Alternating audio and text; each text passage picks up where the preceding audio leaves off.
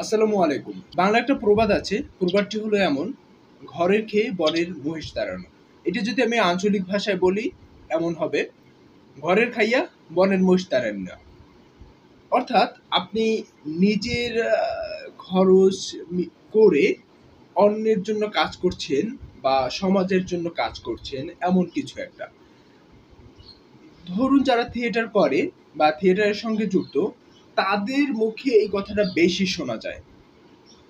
তারা বিভিন্ন উদাহরণ দিতে গিয়ে ঘরের খেয়ে বনের মহিষ তাড়ানো এই প্রবাদটি বলে থাকেন। এটির আসল কারণ হচ্ছে থিয়েটারের পেশাদারিত্বটা এখনো হয়ে ওঠেনি বা হচ্ছে পেশাদারিত্বটা এখন নেই এজন্য, বা হচ্ছে থাকলেও সম্পূর্ণভাবে নেই। অর্থাৎ যারা থিয়েটার করে তারা হচ্ছে অন্য একটা জব করে বা অন্য যেকোনো একটা চাকরি করে সেখান থেকে অর্থ উপার্জন করে তার জীবন অতিবাহিত করে এবং শখের বিষয়, শখের বিষয় হিসাবে তারা এসে থিয়েটারটা করে।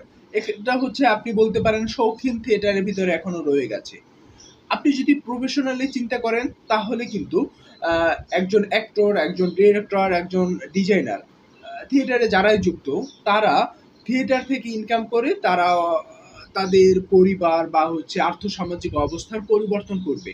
তখন কিন্তু এটা প্রফেশনালিজমের ভিতরে চলে যাবে। তখন কিন্তু আর এই প্রবাদটা থাকবে না যে ঘরের খেয়ে বনের মহিষ তাড়ানো। এটা যদি আপনি পরিবর্তন করতে চান সেক্ষেত্রে আমাদের যে কাজটা আগে করতে হবে, থিয়েটারকে এমন একটা পর্যায়ে নিতে হবে যেখানে হচ্ছে থিয়েটার থেকেও আপনার আর্থসামাজিক উন্নয়ন আপনার সম্ভব, ব্যক্তিগত উন্নয়ন সম্ভব।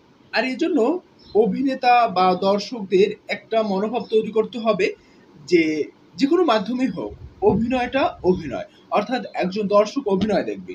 সেক্ষেত্রে আপনি যদি বলেন টেলিভিশন বা হচ্ছে চলচ্চিত্র জগৎ, তারাও যে অভিনয় করে তারাও এসে থিয়েটারে অভিনয় করবে। আবার থিয়েটারে যারা আছে তারাও গিয়ে ওই প্ল্যাটফর্মে অভিনয় করবে।